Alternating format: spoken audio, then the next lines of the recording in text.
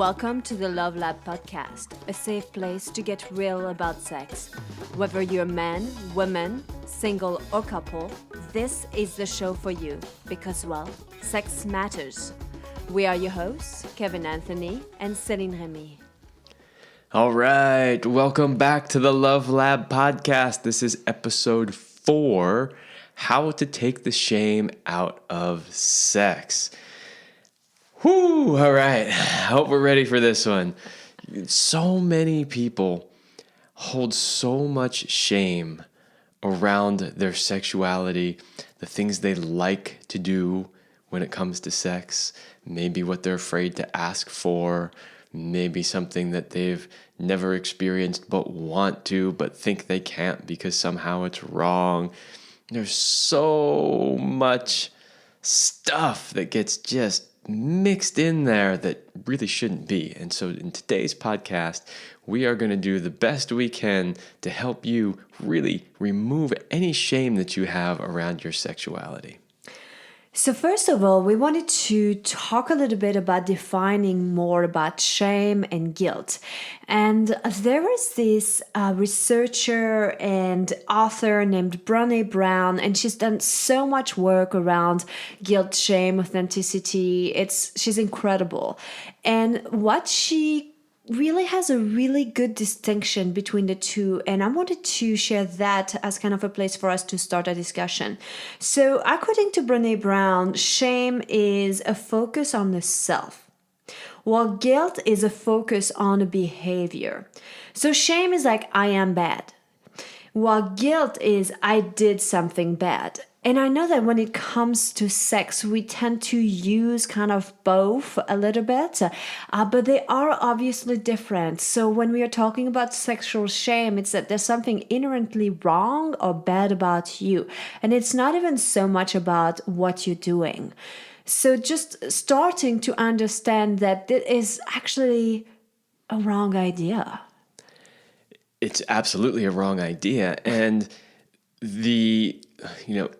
by that definition of shame, it is so much more insidious than guilt. Because guilt, it's like, okay, I feel guilty about something I did, but that thing that I did isn't who I am.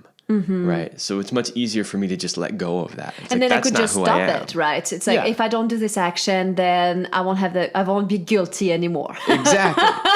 But you can't just be like, I can't be me anymore.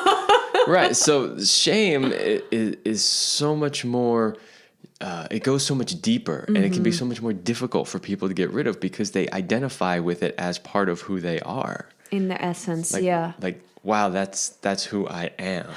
And actually, that's really not who you are. That's mostly messages that you've picked up from society, from your parents, from growing up, because I truly believe that when we come into this world, we are feeling good about our bodies. We are feeling good in our bodies. We are sexual beings.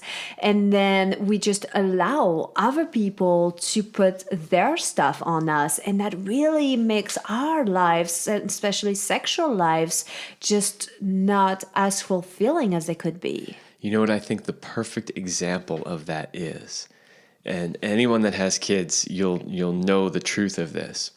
But when you have little kids, they run around naked all the time. They have no problems being naked.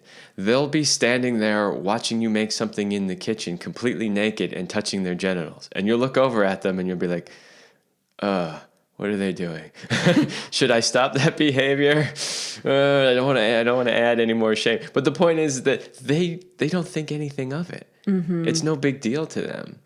And what you see is as they get older, that starts to change. And why does it change? Well, because a parent says, hey, you really shouldn't be running around naked like that. You should put clothes on. Or it's not polite to be naked when we have guests over, or it's wrong to be naked, or it's wrong, So all of these levels or layers, I should say, of stuff start to get piled onto you. And then generally when kids start to hit a little bit before puberty, it's like the clothes go on and you will never, they are so self-conscious about what they look like. And so I think that's such a great example of how in our more natural state, when we come in as children, we don't have shame around being naked or our bodies. And that through this process of, culturalization, right, as we get sort of accepted into the culture, what comes with that acceptance is all these layers of guilt and shame and all this other stuff that comes in. And I'm just using that as one example, but the same thing happens with just about every other aspect of our sexuality. As we get older, more and more layers of shame get put on us from other people. So, I mean, it's really essential for us to unlearn basically sexual shame. So, understanding that it is not our true nature, that it's something that we've put on. So, it's a piece of clothing that you've put on that you could get rid of, basically. So, once we can separate that a little bit, I think it's the very first step. There are some people that believe that you need to spend a lot of time understanding why you are experiencing sexual shame, where it came from, and, basically spend hours in therapy talking about it. And in my experience, in the work that I do, I am always doing very experiential work.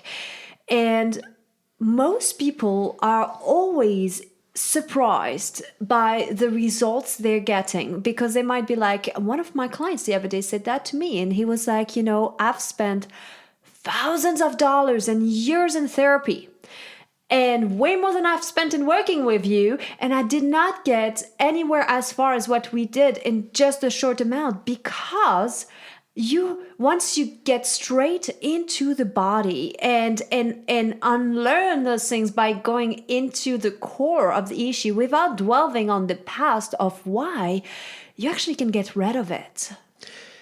It's one method of therapy, right? Let's delve into the past. This is very Freudian, right? So let's talk about your mother. And that, I don't want to discount that branch of psychology, because there is some validity to it. And we also have to be careful not to get stuck in the past. Yeah. The past doesn't actually exist anymore.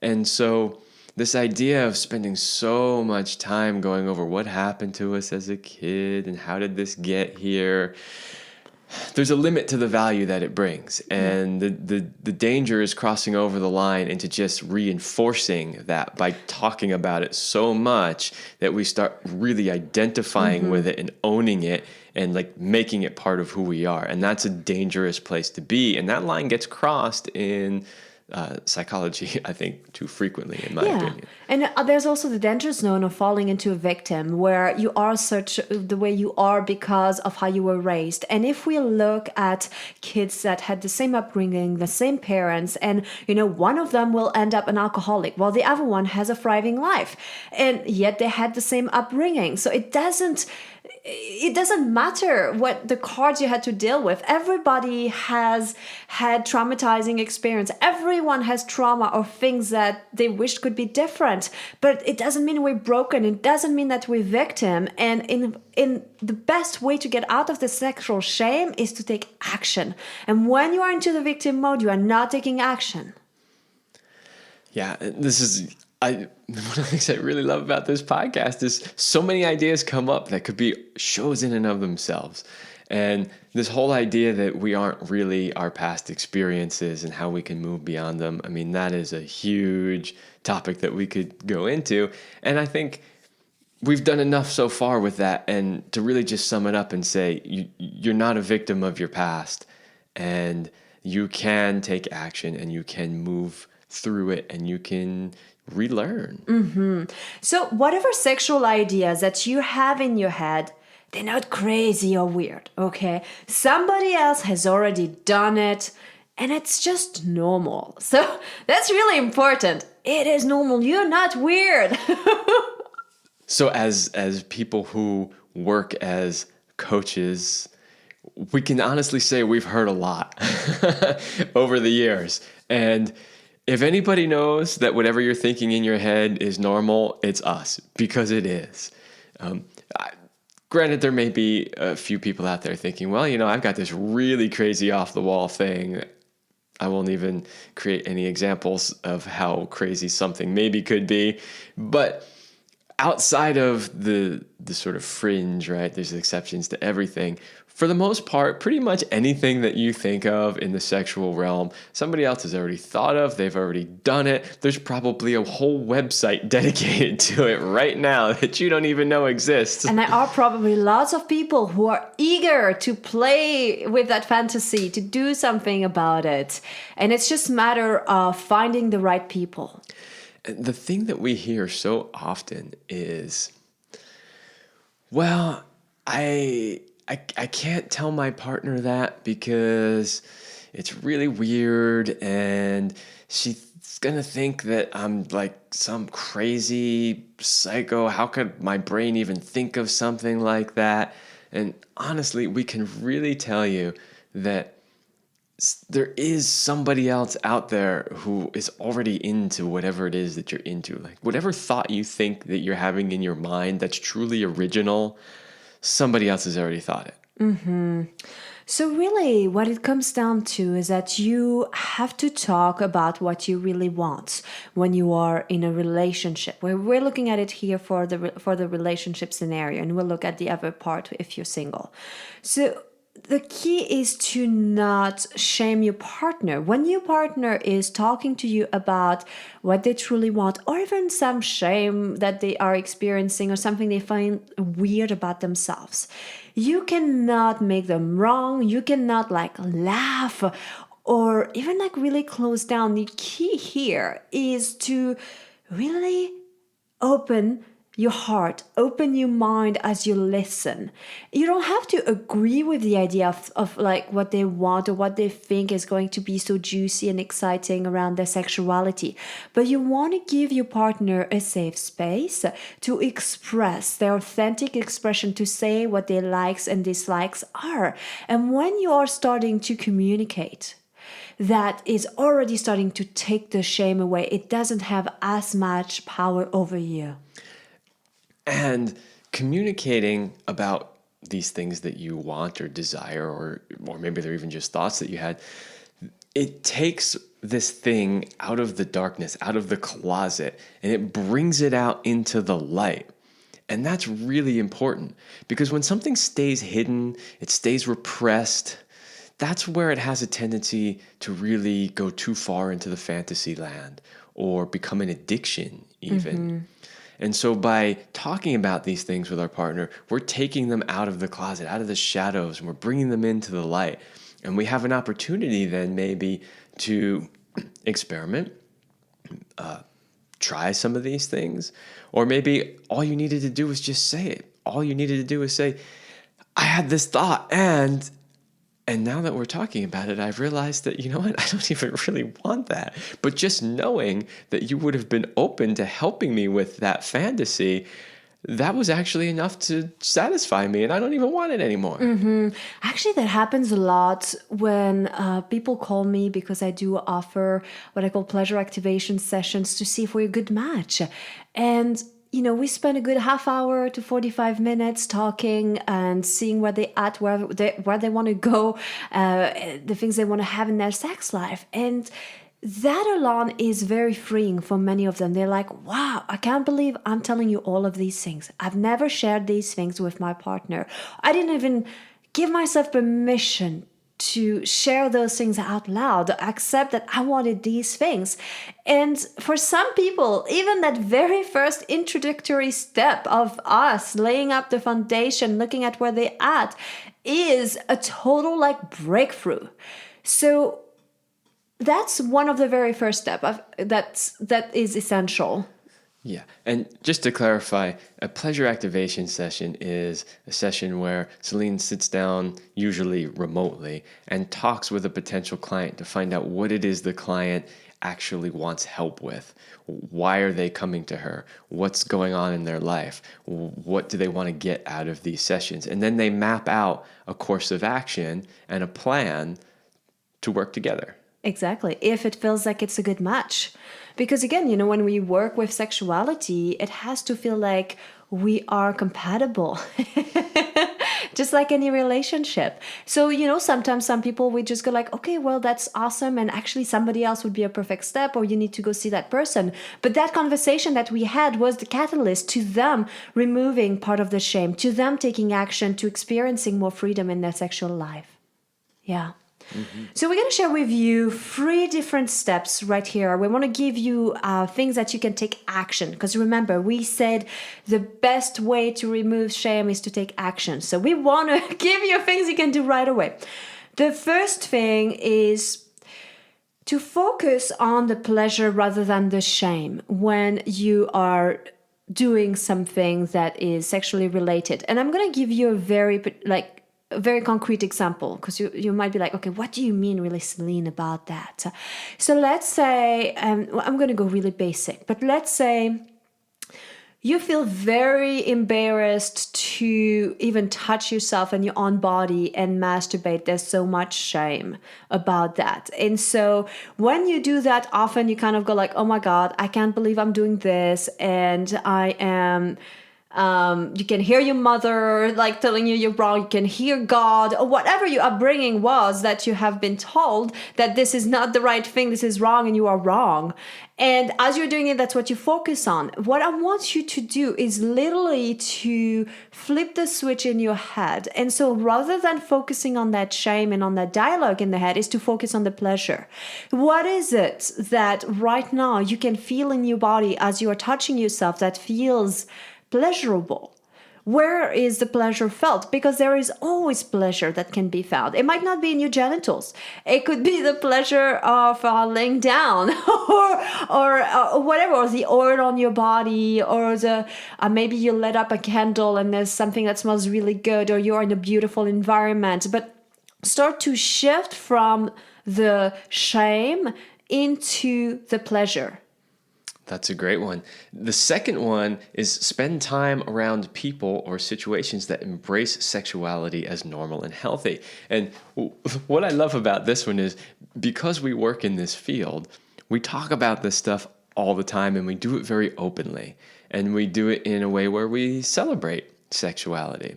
And so when we go and spend time with other friends, or we go to events, we talk about this stuff.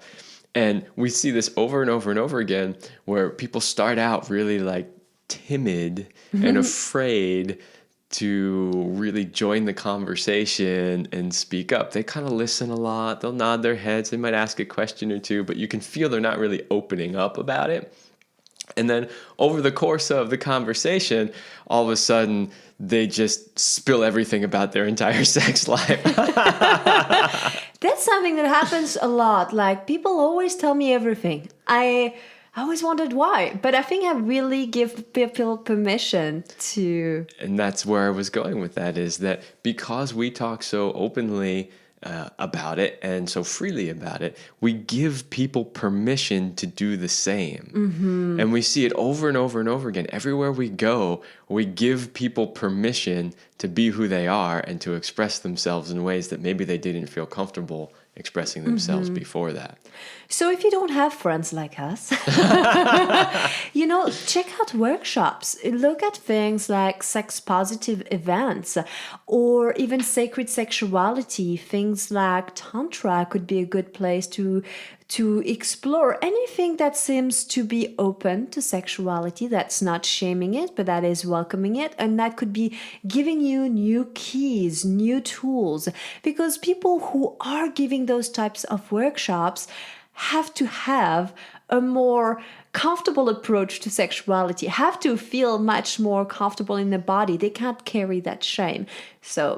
And make sure that you're choosing events or workshops or situations from people that come well regarded, because like anything in life, there's a big spectrum, and there's going to be people who are doing events that are coming more from the dark side, that aren't doing healthy sexuality. And then there's going to be people who have studied this and are really coming from the light side and really want to truly help and empower people. So choose the right ones. And also sometimes I want to say, just because your friend just found their orgasms for the first time in 40 years doesn't mean they're the best teacher.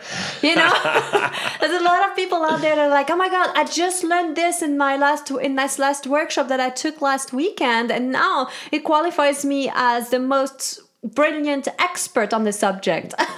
We see that a lot in our circles when somebody has a big awakening and they just learned something new. The very next thing they want to do is teach it to the world. And our take on that is, why don't you take some time to truly integrate it? Because when you have big awakenings, it can take a long time to really, truly integrate what has happened and what you've learned, so that it becomes part of you rather than just something that you know in your conscious mind. So seek out people that are really good, that have a history, that have been working with this for a long time, and that can really bring something of value. And if, again, there's no friends, no workshop for you, then there's always books and online courses. So there is a way, like, you can take action and find ways to surround yourself with people that have different ideas, that embrace sexuality as normal and healthy. Number 3 is, as a way to really unlearn that sexual shame, is to talk with your close friends about stuff. And what you realize when you start doing that is that everyone is kinky in their own way. We always think we're so weird, or that nobody can get us, or so unique. Your friends are probably kinkier than you are, and you just don't know it. But it's also something really interesting about that, to be able to have this type of discussions with people. There's a few subjects that are always taboo, and especially here I see it in the United States with, you don't tell people how much money you make. There's a lot of shame around that. And you don't talk about your sex life or your sexual desires because there's a lot of shame about that. But what you start to see is that cultures or people that don't make such a big deal about talking about how much money they make, or that are okay with talking about sexuality. And I would say, like, really, I'm coming from the European background. I'm from Switzerland. And I really think that this background has set for me, this whole like shame-free upbringing, because we talked about sex. I was in a family where it was okay to be naked. I had sex ed at school, and not just about abstinence. We saw like we talked about the different genitalias and condoms, and I mean all of these things. And I do think that really makes for a healthier culture. There's less issues with people when the culture has more acceptance and openness. And so see if you can bring that to your friends. Be a catalyst for change, because this is really the vision of what we want to create, a whole worldwide movement of true sexual empowerment. And it only happens if you drop the shame. Yeah. So just to wrap that little part up is you talk with close friends, people that you feel comfortable with having these conversations. And over time, you might find that circle expands and you feel comfortable talking with more people. And then over time, you might even realize that you're not alone, that you're not the only one who has these thoughts. And that everyone is doing it. Oh, if they're lucky. It's actually a healthy part of being a human being. And when you free your sexuality, it has a lot of ripple effect on every areas of your life.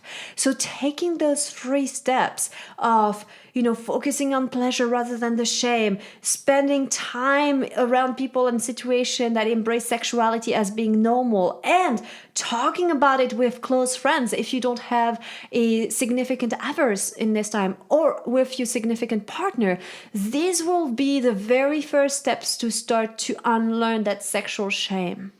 Yes. And I want to say too, you'll hear us say, as we just did a little while ago, that we have this mission of creating a worldwide movement of true sexual empowerment. And by removing the shame, you can really step more into your sexual power. And I just want to make the note also that, like anything that exists in this world, we can use it for good, or we can use it for bad. And when we're advocating for people to be sexually empowered, when we're advocating for a movement of sexual empowerment, we really, really, really mean using it for good. Using it not in a way to control other people or to manipulate or get what you want. None of that. We want people to wake up to who they truly are, to be empowered, and to use that empowerment to create something good in their own life, in their relationships, and in the world. Celebrate everyone, yourself included, and the ones that you with, and that you use that newfound empowerment to bring out the best in each other rather than the worst. And I want to say one last point, which is it's essential for you, if you feel like you do carry a lot of sexual shame, to change that story and to really understand that you have the power to do so because your mind is powerful. The dialogues that you are having with yourself and within your head every single day. I mean, they say we have anywhere from like 45,000 to 60,000 thoughts a day. So that means there's a lot of thoughts that you're not even aware of. But there are some you can stop and be like, this is not empowering. So let's say that you are putting on a dress and you're like, I can't wear this sexy dress. Everybody else is going to think I'm a slut. And because then you're like giving into the shame that there's something wrong with me if I'm going to wear this dress and I'm bad of even wanting to look sexy. And so I want you to change that story, to reframe and be like, I look fantastic and I feel amazing. And everyone who's going to lay their eyes on me is going to have a better day and feel uplifted by this sight of beauty. Yeah. You have the power to write the story however you want. And here's the thing. With great power comes great responsibility. Nobody can do this for you. You have to do it for yourself. Yes. So go for it. Take action. Unlearn that sexual shame and free your sexual expression. Yes. All right, everybody. That is it for this episode. We hope that you got value out of it and that you are in this very moment letting go of shame.